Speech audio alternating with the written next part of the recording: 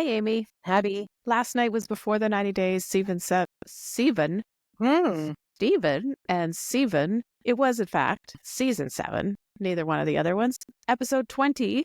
The episode was the tell-all part 1 Of Yay. 4,068.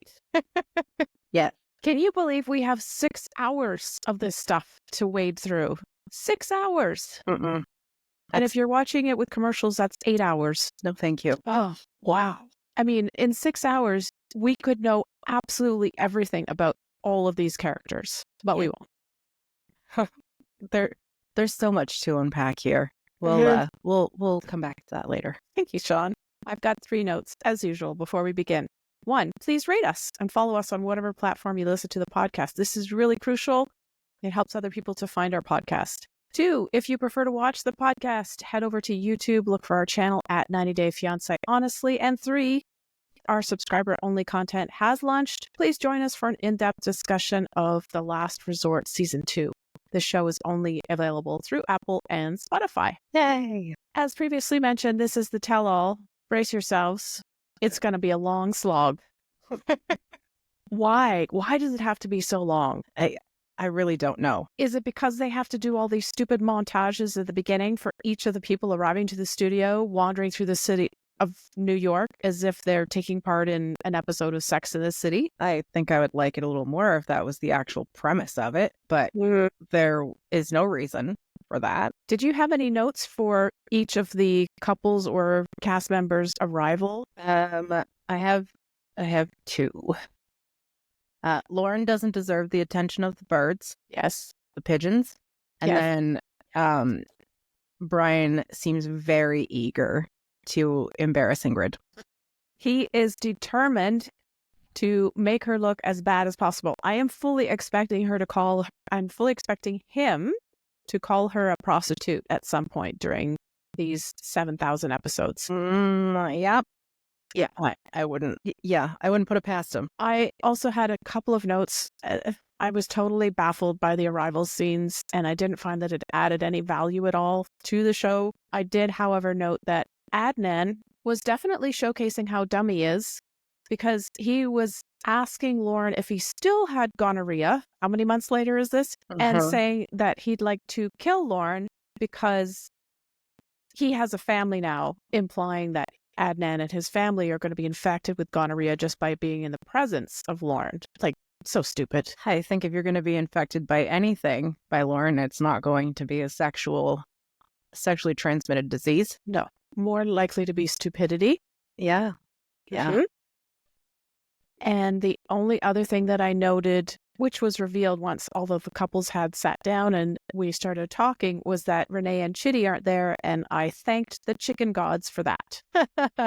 I also thanked the chicken. They were smiling on us last night. I was very, very happy about that. Shall we begin with Loren and Faith? So we first find out what their status is now, and we find out that Loren and Faith are talking every day after they went through 1 month of radio silence when he returned back to the U.S. According to Loren, he and Faith are back together and they are still engaged or re-engaged, whichever applies. I'm very confused by this, especially based on Faith's face and her demeanor throughout this entire segment. She does not look happy. She looks extremely uncomfortable and concerned at some points. Yes. What else they found, or something else that I found confusing, is Loren was saying that they were asking if she has a ring, and he said, well, he sent it in a box, but drug addicts had pilfered through the box before he sent it, so it wasn't there upon arrival. I had to watch this part twice because he obviously left the box somewhere, and he would have known that the rings weren't in it before he shipped it. So he just shipped it anyway without the rings in it. I didn't take it that way. I found that obviously the story is complete bullshit. Him saying that drug addicts went through his package and pulled the ring out of the box and stole it, I think was an implication that things happened on the Filipino side. So he mailed this ring from the U.S. and The drug addicts, I guess, who are working for the post office in the Philippines, took the parcel, decided to look through it, and discovered the ring and took it. Obviously, he just sent an empty box and had a story to go along with it, because this guy, as we know, doesn't have a lot of money, is not very smart when it comes to finances. And even if he purchased a very cheap ring, I don't see him mailing it and sending it to her with good faith. Ha, pardon the pun. Yeah, I heard it as it was picked through and then he shipped it. Right. So he already knew that it had been picked through and he still sent it? Knowing full well that it wasn't in there. Either way, just another very weird, twisted story that can't be believed. And who would even question it as being true? Because it's Loren, and he's lied so many times. And we also found out that he got married 2 weeks after returning from visiting with Faith. Well, caveat, we didn't find that out in this episode. That's something that you and I know from social media, from people who have posted about Loren, not what he has posted himself. Yes, thank you for that. Because they've gotten hold of court records, documents from Las Vegas that show that he did get married. But sorry, we kind of spoiled it by letting that cat out of the bag. But let's go back to right now in this moment where he is saying he feels like he's still engaged. When Faith is asked that same question, are you engaged? She says no. After a long pause. Yeah, she definitely is taking her time. I wondered if she was getting translation done for her, and that's why it was taking a little bit longer for her to respond to the questions, or if she was just taking her time and being thoughtful about what she was saying in response. I think she was very overwhelmed, anxious, and just wasn't quite sure how to respond. Yeah. Or a combination of all of the above.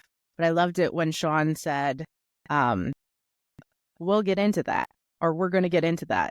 And then Faith's face is just so not engaged. I did it too. There were a number of times when Faith was asked a question, and because I think of the language barrier, she wasn't having the time to reply as she would like to.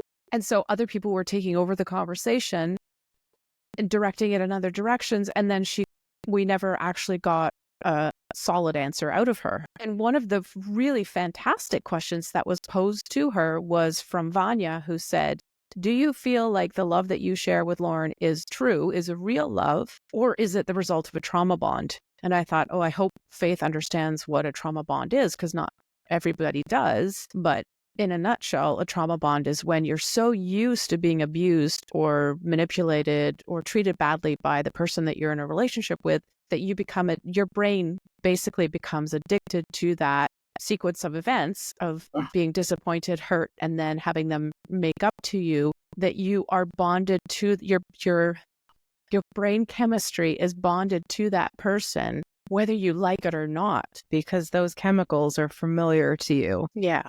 So we don't get an answer to that question, unfortunately, but I thought it was a fantastic question, and I would have liked it so much if Sean had taken the time to pause and let Faith answer that. That would have been really nice. Mm-hmm. I also thought it was lovely when Niles pipes up and he asked her, or when he said, Loren has showed you who he is, believe him. I found most of the panel to be very, very supportive of Faith, especially when Sean asked who here thinks that they should still be together. Yeah, that was interesting and sad to see that most of the cast agreed they should not still be together. It was great that Faith did have so much support on her side, but also isn't that very overwhelming for her to hear so many people on the stage, and even Sean herself, question Loren in a way that makes it obvious they don't think he's honest, that he has integrity, that he's a good person. And so she has to kind of defend him. But I think that's the trauma bond coming in. Yeah. They talk a little bit about the incident with the knife at the romantic hotel on their last night. And of course, at this moment, Brian chimes in and says he thinks that Faith overreacted, which to me was a perfect response to hear from Brian, because of course he would make it her fault. Like, she's the one who overreacted. What he was doing was perfectly fine. When in fact, we know that this act activity that Loren was somehow decided, I don't know how, was appropriate in the moment at this romantic hotel on their final evening when they were about to become intimate. He doesn't twig to the fact that Faith was uncomfortable and very distraught by this semi-violent act. So to have Brian blame it on Faith to make her the bad guy in this scene spoke very, very strongly, I think, of Brian's character, that he was letting Loren off the hook. I agree with you wholeheartedly. The next thing that we do is we have our first UG of the night. The UG, of course, is the, do you remember? His ex Esther. Yes. Esther is his ex and now his friend, but the UG is the unnecessary guest. Yes. Esther actually says some interesting things. She clarifies for us that Loren was indeed using semantics to hide the fact that he was having sex with his friends while he was in a relationship with Faith. So, in other words, he was manipulating Faith by pretending that she understood English well enough that she would comprehend what sleeping at his friends actually meant. He said sleeping at my friends, not sleeping with my friends. But then he brought up the text messages or something. And he said he was having sexual intercourse with them or something. And I'm not sure I believe that. Yeah, he didn't actually produce the text messages, so we didn't get the proof that they were sent. And from Faith's side, when Sean said to her, you know, do you remember this text? And everybody seemed to agree. If you had received a text that said explicitly that your partner was having sex with other people while he was in the US, that you would have remembered it. That fact just reinforced it for me that, in fact, he did not explain it well enough for her to comprehend what was actually going on. He may have said, brought it up. He may have said, I'm sleeping at my friend's house. And like she explained, for her in the Philippines, sleeping at your friend's house just means having a platonic sleepover. Not engaging in sex. So from her perspective, it was a totally different set of parameters than what Loren actually meant. And I think that's completely valid because I've slept over at several of my friends' houses, hundreds, if you will. That doesn't mean that I'm sleeping with them all. Right. Or any of them. I should clarify that. Okay. Thank you. Esther also has this very interesting and intriguing story about another woman from the Philippines that Loren had fallen for previous to Faith. I was very confused by this. So maybe you'll be able to help with that. Sorry. Within this strange relationship, which seemed to be some kind of a scam, Loren fell for it. He bought a ticket to the Philippines, so he still had not yet met Faith. Then shortly after he bought the ticket to the Philippines, he figured it out that it was a scam, that this woman was really just after him for as much money as she could get. So Loren made the best of the situation, quickly met Faith online. Couple of days, I think, he said, after this woman made it clear that she was a scammer or that he figured it out. And that's how they came to meet and fall in love. Isn't that romantic? But that doesn't make any sense because he would have had to purchase his ticket like 6 months out because they were together for 5 months before he went. Yeah, I find this sus as well. The fact that he just happened to meet Faith and it's so convenient that he's got this ticket to the Philippines. She happens to be from the Philippines and they fall in love. And so now he's got this opportunity to go see her.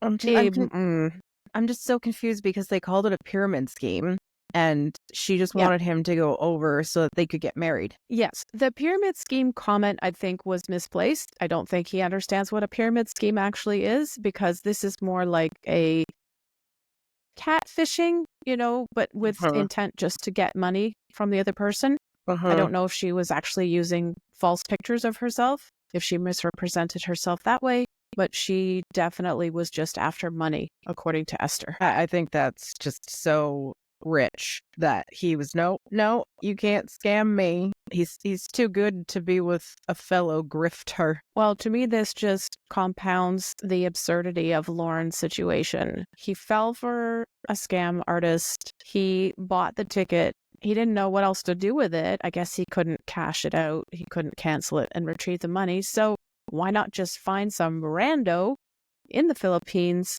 fall in love, get the show to follow you there and have all of this attention cast on you. What a charming series of events.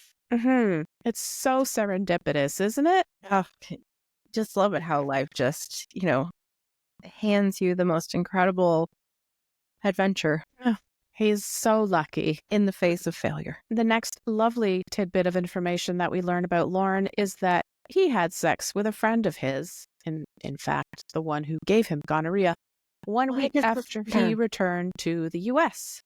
Yay! Well done, Loren. Good for you. Yeah. Why did we need to know that? Well, because we need to know that he's such a piece of shit that he would, even 1 week after he's broken up with his true love, who he was going to move to the other end of the world for, he goes ahead and has sex with one of his friends anyway. Well, yeah, because he holds absolutely no value to sex whatsoever. It's just an act of pleasure, and it has nothing to do with being in a relationship and bonding with someone. All for pleasure. Yeah. He said some stuff that was bleeped out, and I have no idea what it was. I'm all too innocent. I do not know what he was talking about, but it was something to do with the sex. Did you catch that? Figure it out?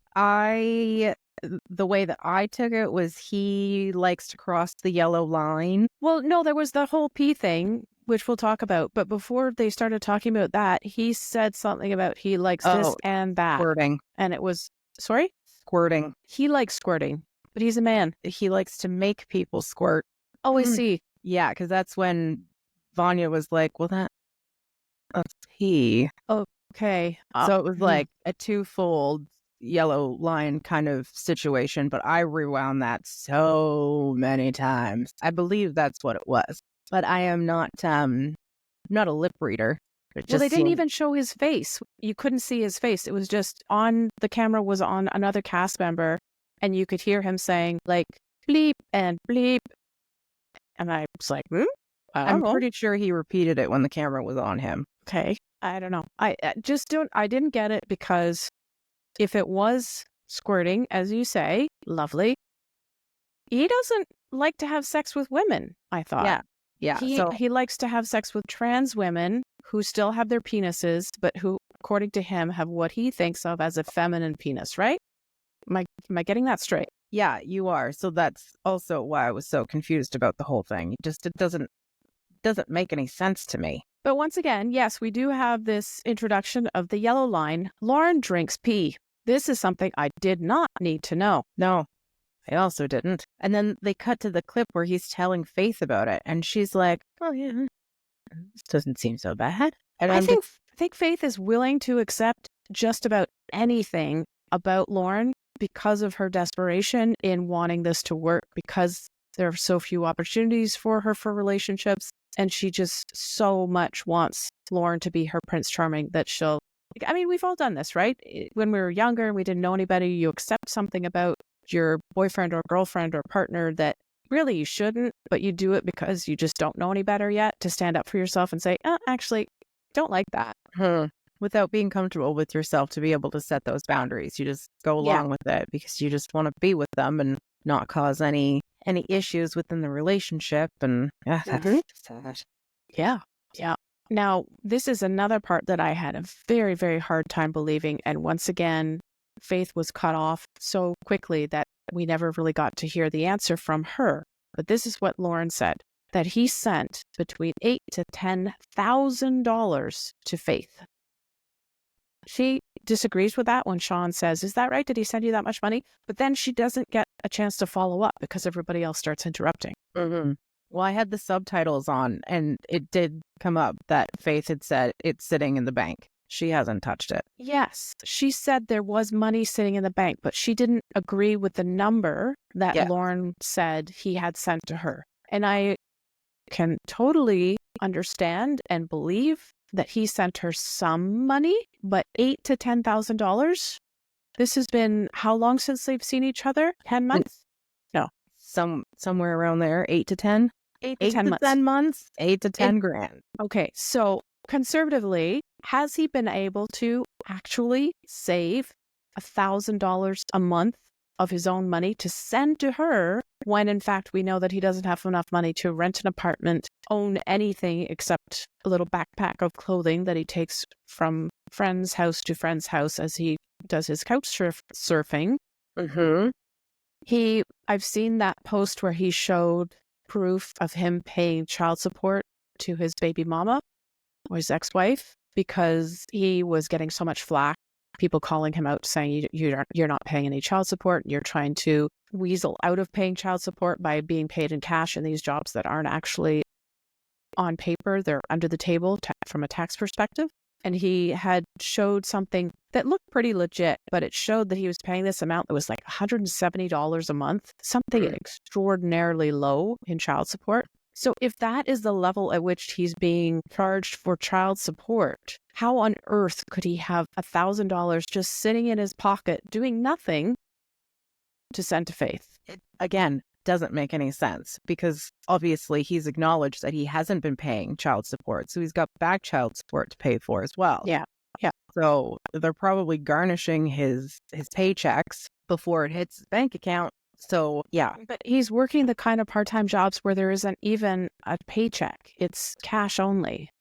TLC money started coming in. Oh, the TLC money. Yes.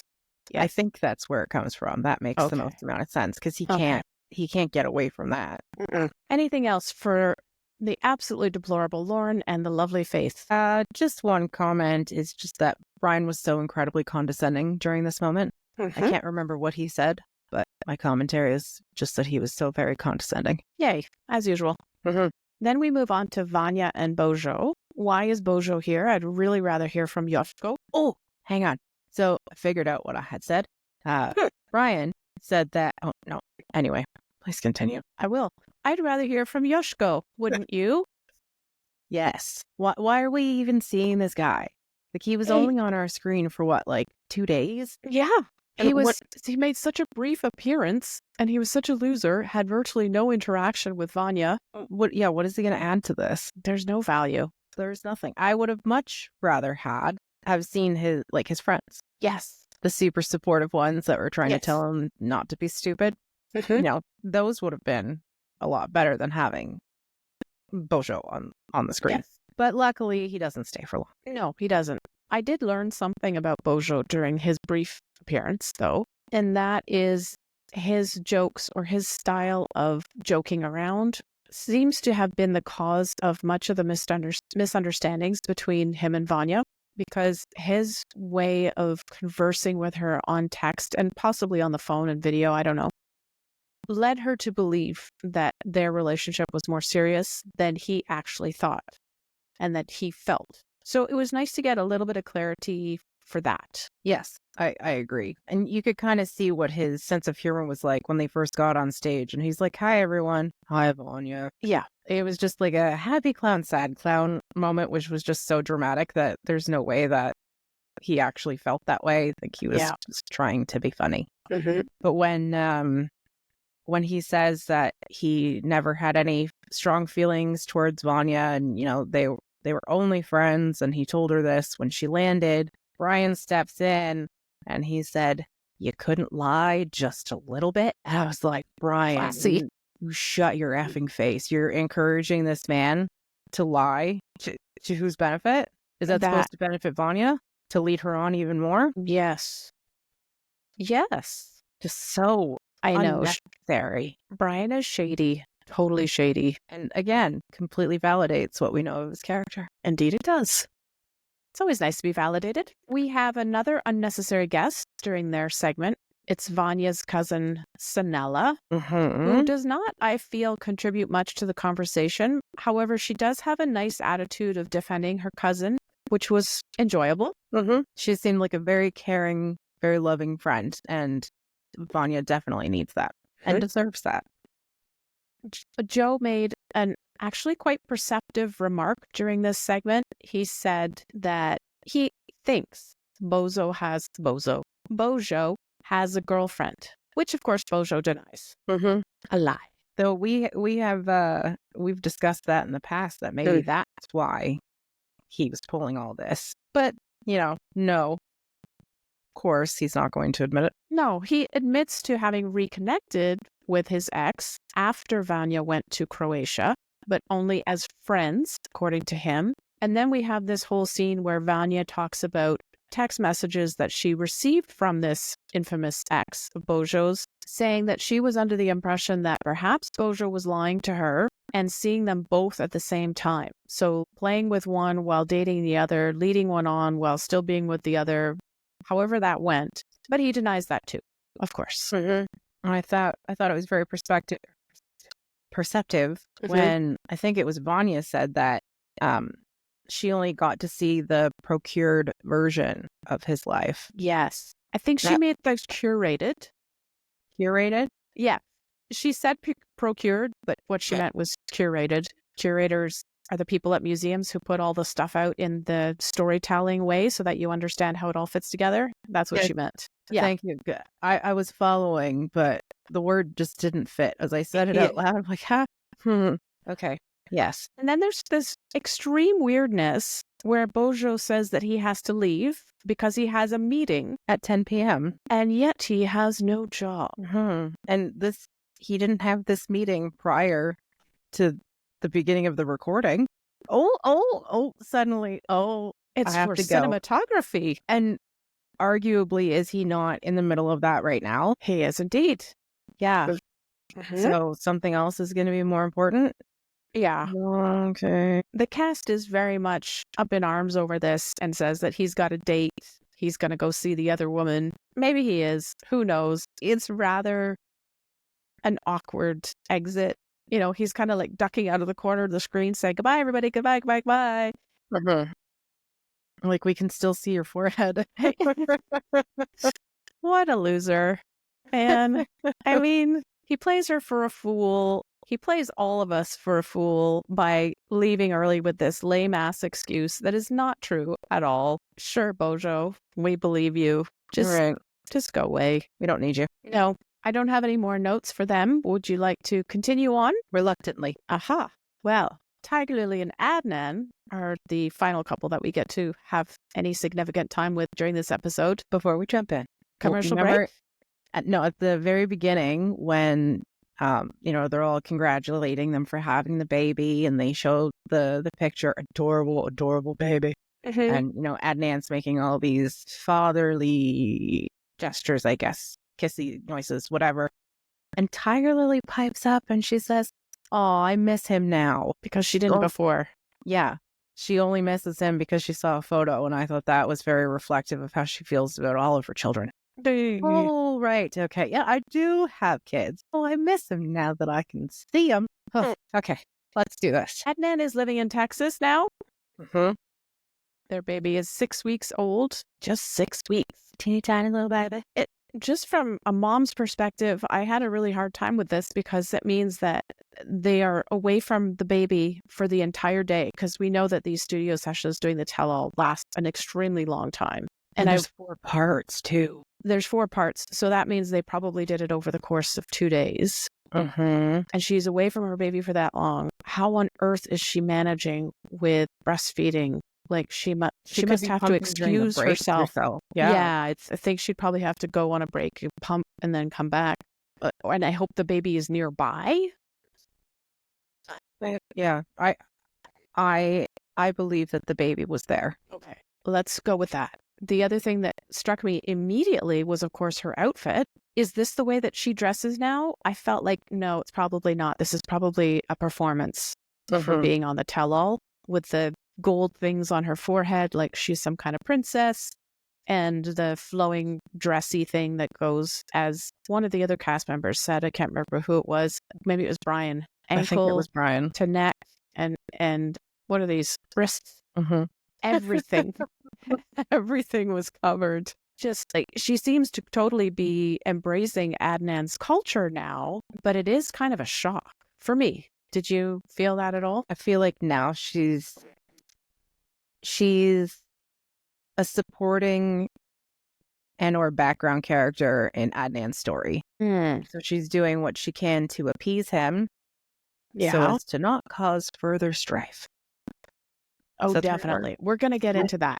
We're going to dig into that in just a moment. But first, I'm going to switch over. No, I'm not switching anywhere. I do want to talk about something that is not Tigerlily for a second, though. Okay. We found out that Adnan's brother is no longer has power of attorney. So Tigerlily was very happy about that, and I'm glad that they came to an agreement on that. Now, did they also say that she had dropped the idea of a post-nup? That's a good question. I Think feel they like said she that? did. Yeah, I feel like that was said, but it went by so quickly that it didn't really have time to completely register with me. Yeah, I wonder if too many people were just talking at one time. I don't know. Yeah. But I Yeah. was so focused on the fact that in the last podcast, I was wrong about the POA, and it can be effective without the person being incapacitated. Okay. So clearly I have a lot more to learn. So I apologize to the listeners for being incorrect. But that is the main purpose of the POA, is to be a security measure for when you are without capacity. Yes, exactly. But it seems so ridiculous that he would want to have that when he was talking about flying back and forth to Jordan like Once every a month. month. So what kind of business do you run that there's going to be some sort of emergency that you're going to have to fly overnight to get to the bank the next day? Yeah. And it's still unclear because Tigerlily was saying, oh, this POA did not just apply to his affairs in Jordan, it applied to everything. How is that even possible that it could apply to all of her stuff? I think that she's very not smart and misguided, because you could have had like just a general POA or a POA for business purposes, but it was for everything. Yeah, I don't think she got the correct information either from Adnan or from anybody else who was involved with this. And she's, well, as we see as we go on through this episode, she is quite dumb. There's really not a whole lot going on in that brain of hers. Yeah. She behaves like a 14-year-old in love. I was going to say she behaves like a robot. Like somebody can punch in the controls to tell her what to do, and she will do it, but there's nothing else going on. So she's Adnan's robot. Yeah, in effect. Because Adnan's telling her exactly what to do. Just awful. Awful. One of the ways that particularly showed me that Tigerlily doesn't have a whole lot going on in her head at the moment was demonstrated by Cruz, who comes out as their unnecessary guest. And he gets asked, or he asked them, no, he gets asked, do you still think that they got together too quickly, that they married too quickly, and that they had children too quickly? And he says, yes, I agree that they went too quickly into having children. And the question is asked of both Adnan and Tigerlily, shouldn't you have spent more time together? Didn't you want to do that before going so far as to get married or to have kids? And her answer, both of them answer the same thing, was, why? Why? But why would we do that? I was speechless. It's a great question. Oh, sorry. Could you at least not think about it for a moment rather than defend your position so completely and utterly that you play dumb and say, well, why? And turn it around. Just think about it. Why did you do this so quickly? No. There's no self-reflection going on here whatsoever. There's no thought, let alone reflection. There's no thought. No, we knew exactly what we were doing. They knew nothing. And yet, in one of the last episodes, she was saying, Adnan and I have been fighting a lot. And that was you and I with the surprise Pikachu face. Oh, are you? Don't you think that you'd be fighting a lot less had you actually talked about these things before getting married? No? Yeah. Okay. Yeah. I'll show myself to the door. Sean asks a really good question at this point. She says, how has Tigerlily's attitude towards Adnan changed? And it's very clear that Tigerlily is not acting in a way that you might call it rebellious towards Adnan. She's not acting rebellious towards him at all. She's awfully quiet. Maybe it is that she's happy being as quiet as a mouse. This little thing that he keeps in his pocket and brings out whenever he feels like he wants to put her on display. Perhaps she's happy with that, but I don't buy it. I don't buy it either. I think she's just trying to keep the peace. Keep in mind that from the very first time we met Tigerlily, she said the reason why all of her previous relationships and marriages had failed was because it was about control. The man was trying to control her too much, and she couldn't stand that, so she had to get out. And what's happening now? And the cycle continues. Indeed it does. Lovely. There is great rejoicing in all the land. That their body language, the two of them, was just so off. There was no touching. There was no cuddling. There was They no were holding nothing. hands. They were doing this kind of hold handing, the crossed fingers. Yeah. Oh, I didn't see that. Every time I looked at them, they were just positioned on the couch. I noticed them holding hands quite a bit. And I think the holding of hands was a way for him to communicate with her without actually saying anything. Because you know how when you like squeeze the person's hand, you're like, no, don't say that. That's the feeling I got. Even though he still did that, it was twofold. Mm-hmm.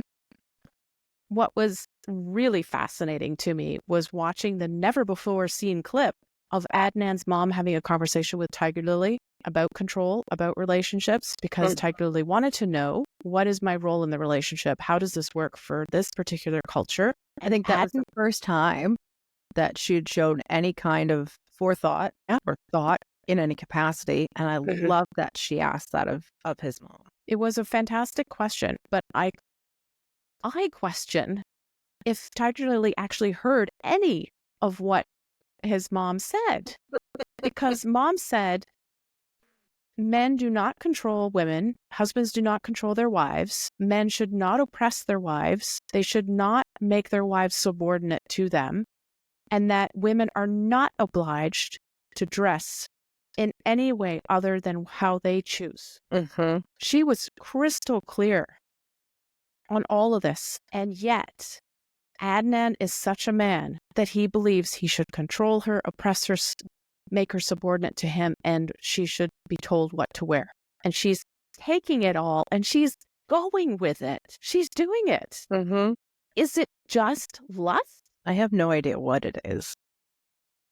The freak is going on. This doesn't make any sense to me, but I found it quite telling that, he picks up and storms off the stage, but before he does, he's like, I'm not controlling, I'm not defensive, she can say whatever she wants, and she says nothing. Well, even prior to that, Tigerlily gets asked, do you agree with mom's opinion, or, do you see that you don't have to dress the way Adnan says? Is he controlling you? And he's still there at that point. And he squeezes her hand before she answers and says, be careful. And everyone was like, oh, whoa, what was that? And she claims she didn't hear it. Oh, yeah, right. She chooses her words so carefully, so thoughtfully at this point. It's crystal clear. She's trying very, very hard not to make him angry. And that's the point when he gets up and goes. He leaves because he wants to prove to everybody that he can leave Tigerlily alone to say whatever the hell she wishes. She can speak freely if she wants to. And yet, even when he does that, she's still withholding. Removing this threat that Adnan poses, removing it from the room, doesn't eliminate the threat for her. It just moves it a little bit further on in the timeline. Delay. Yeah, exactly. So it's a completely useless exercise. Him leaving to say, oh, look at me. I'm so obliging to my wife that I will leave her alone in this room with all of you to say whatever the heck she wants to, because I am so confident that she has free will and I'm not imposing on her. It means absolutely diddly squat that he left and said those things, because we know from her body language and from her words that she still feels the pressure of him even though he's not there. 100%. And given that this is on TV, it's utterly ridiculous, because all he would have to do is watch it back later to see what she said. And then she would have to go through whatever punishment he deemed necessary. Of course. I thought it was interesting that the youngest person on the panel couldn't handle being called out and storms off like a child, basically stomping the entire way. And even his mom was calling him out, not on the show, but during that conversation, couldn't handle it. And then Sean asks Tigerlily, like, something about him being mad. She's like, he's not mad. I know when he's angry. Oh, yeah. Wow. And then when he was leaving, he threatened everyone. Love that. Great. He's such a child. Yeah. They do take a break at this point, and the focus is still on Adnan and Tigerlily. What I gleaned from this break was very simple. This is Adnan in a nutshell. Are you ready? Yes. If you don't agree with Adnan, you're an idiot. Everybody else is wrong because they disagreed with his need to control his wife. Everybody else is wrong. They're idiots. He's not. And then Tigerlily, in a nutshell, from this segment, no one matters but me, because she says, and this is a direct quote, these people, they don't matter. Of course not. She matters. That's it. Nobody else. It's her and Adnan. Those are the only two that matter. But what caught my eye is the sheer amount of love bombing that he gave her when she walked off the stage. Oh, my love, my wife. My princess, my queen. Yeah, my hugs and kisses. And what did you say? It was unbelievable. I wanted to throttle Adnan. The entire episode. And I don't think it's going to get any easier. No, he was more objectionable in the tell-all than he was in all of the previous episodes. And he was pretty unbearable before, but this was unimaginably unbearable. He is an absolute petulant child. Yep. And he's her husband. Well, good for her. She deserves it. I found that so when Brian was being a hard ass in front of Adnan in the back, and Adnan was having absolutely none of it, they were talking about how, he was being cocky or whatever, and that's what led him to having a gun in his face and getting shot and blah blah blah. I'm like, well, isn't this a stark difference from the story that you told us and Ingrid, where he downplayed the whole thing? I thought it was a carjacking, and now he's saying that it was his fault. His ego was the one that put him in that situation. Yeah. My, how these stories really paint themselves. Brian's tales, his narratives change according to his audience. Just like at the very beginning, remember I said his way of speaking changes depending on who he's talking to so much that I have a really hard time believing that he's an honest person, because he just adapts to whoever he's speaking to. And he did it in this show too. I noticed right off the beginning, is he talking to Niles, I think? And he was just saying, bro, bro, bro, all the time. We've never heard him speak like that before. He's never had that particular attitude or cadence to the way that he speaks. And then when he was talking to Adnan, he somehow had this accent of some sort that just came out of nowhere. I'm like, I've never heard this accent before. Yeah. Okay. And Adnan makes that incredibly beautiful comment about how he wouldn't take advice from somebody in a wheelchair. Nice one, Adnan. Let's just pile on a little bit of, I was going to say racism, but it's not racism. Bigotry, prejudice, all of the above. Yeah. Are you satisfied? And shall we read on? Yeah. We do have a little bit of time spent with Niles and Matilda, but then they kind of get hijacked by Adnan and Tigerlily partway through, because Tigerlily and Adnan decide to take a longer break than everybody else, but then they come back to stage partway through Niles' interview. So this is what we get from Niles and Matilda. They've been apart for 10 months so far. They definitely need to get Tigerlily's lawyer in order to speed up the process, because she was able to get Adnan over in no time flat. Money. That is the question. So Niles needs an additional $4,000 to pay for the rest of Matilda's visa. That's pretty bad. And tragically, his parents still, to this point, do not approve of their relationship, and they still think that Matilda is scamming Niles. And then who starts drilling into Matilda? Is it Brian? Yes. It's the lovely Brian, of course, because Brian is the one who believes that all of these women from overseas are simply after him for a green card and the opportunity, as per Ingrid. And so Matilda, therefore, must be exactly the same. And I should add that, of course, we know that that was not Ingrid's intention. That is just the intention that Brian placed upon Ingrid before he broke up with her, knowing that she was about to break up with him. Yes. Must stay on top of this. Yeah. So Brian is truly offensive at this point when he's asking all kinds of questions of Matilda about her honesty and her intentions, her integrity. It's really quite gross. It's disgusting. But then we get interrupted by Adnan and Tigerlily again, so we don't get very far with this. My comment about that was Tigerlily is about as mature as her name. Tigerlily is not a mature name? How dare you? Well, it's based on where it came from. Her children named her. Okay, understood. Okay.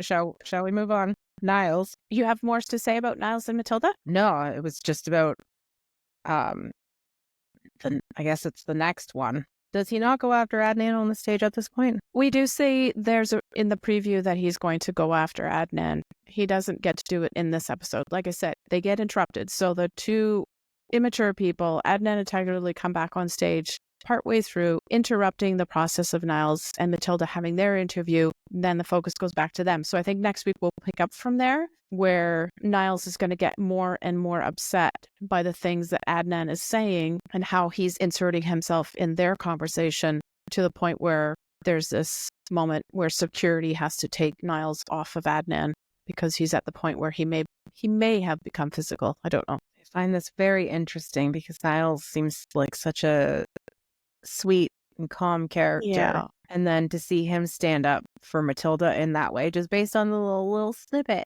that we got, I thought that was just so beautiful and probably a little over the top. I mean, we'll see more next week, but I thought that was really nice to see that. I think it just further validates how much he loves her and how much he wants to protect her. And he probably feels a lot of guilt, so it could be some projection of that guilt that she's not there and Adnan's there. But Adnan was also just being an absolute misogynistic piece of shit. So probably just several different layers of that. I wanted to mention today, as I was perusing through the lovely halls of Instagram, I came across a post from Tigerlily. She was responding to somebody who was objecting to how Adnan had behaved towards Niles during the tell-all. And her response was, and this is not a direct quote, I'm just trying to remember exactly how she framed it, but she said that as somebody who worked with people with disabilities or people on the spectrum,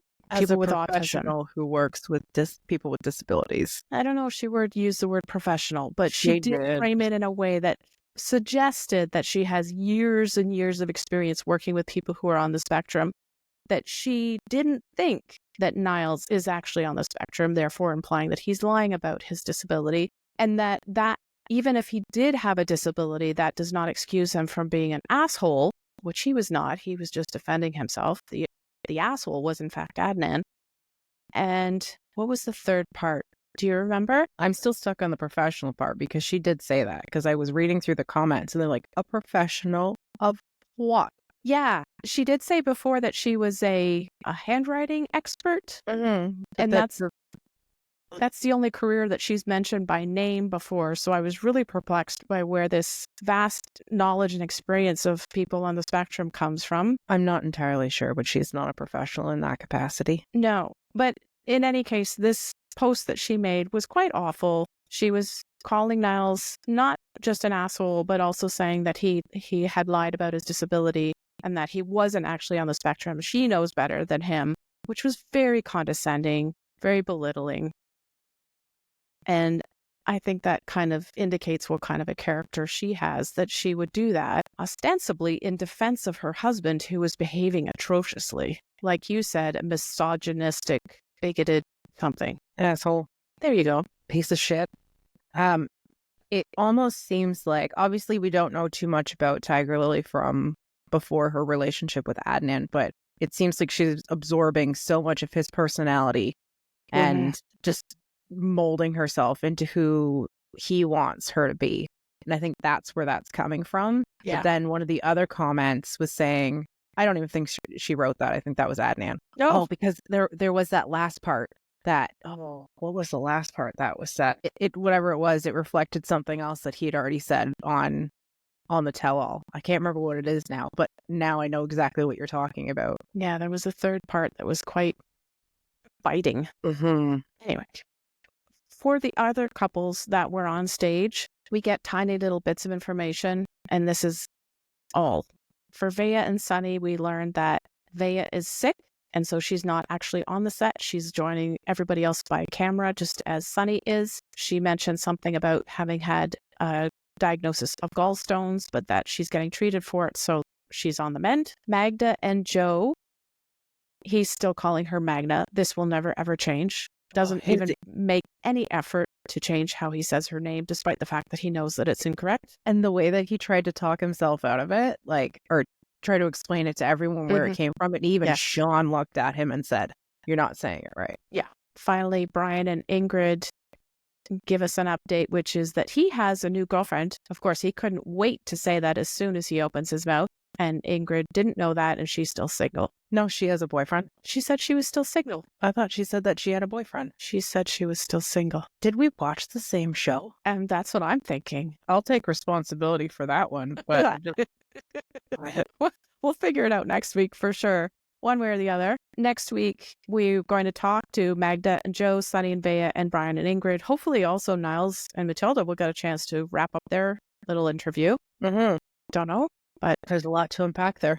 There is a lot to unpack there. We'll get back to it soon. Any final comments? Oh, I do. When we first started talking, to Niles and Matilda, Sean asks if Niles was going to ask Mr. Ark for more money. And I thought that was a huge overstep on her part. Yep. Why would you do that? Why would you encourage that? He's a grown man. Let him make his own decisions. And not only that, but Mr. Ark lives in a third world country. How the heck is he supposed to come up with $4,000? Isn't that like $4,000 US? A lifetime's worth of savings for somebody in Ghana, unless Mr. Ark has some side hustle that we don't know about that's extremely lucrative. Who knows? But Sean really should have, for a woman who doesn't say much, she said too much at that point. What about you? Any final? No, I'm gonna say yes. No and yes. No, because there's really nothing else to say about the cast. Yes, because I was so disappointed in this appearance of Adnan and Tigerlily. I was so upset by them. I really hope that we don't have to talk to them again in the rest of but I know we will. And so now I'm dreading the remaining 3 episodes. That is all. I share your disappointment. I would just like to eradicate Adnan from this. I think he needs to be banished from the tell-all. I don't think Tigerlily is really going to say anything, so whatever, she can sit there if she wants to, but maybe she should go spend some time with her kids. Otherwise, let's just focus on the other couples. That would be nice. That would be nice, but I have the feeling that Adnan and Tigerlily are the kind of couple that they would invite back for happily ever after. Oh, that's awful. I know. And then we have to watch that too? I don't know anything. I've not heard about who's going to be on the next show or what the next show even is. I just get this feeling from the amount of drama that they manufacture for the show, and make no mistake, it is manufactured crap that they're putting out there, that they will be asked to come back because, like Jasmine and Gino, it's enough drama that it keeps people highly interested and talking about it. I think you might be right, because it does seem like, well, especially at the tell-all, it's really escalated. So now they're probably going to assess what the viewership was like, or maybe not, because we found out previously that they started filming the last resort 2 weeks after the last season had aired. So there was only a 2-week lull, so it's entirely possible that they're already filming and we just don't know anything about it. But yeah, I'd like to think that we don't have to see them after this. Yeah. On that happy note, before we go, if you're enjoying the 90 Day Fiancé Honestly podcast, please subscribe to or give a show a follow. And if you have an additional moment, please rate us and help other 90 Day fans to find our show. Thanks for listening. Thanks, everyone. See you next week.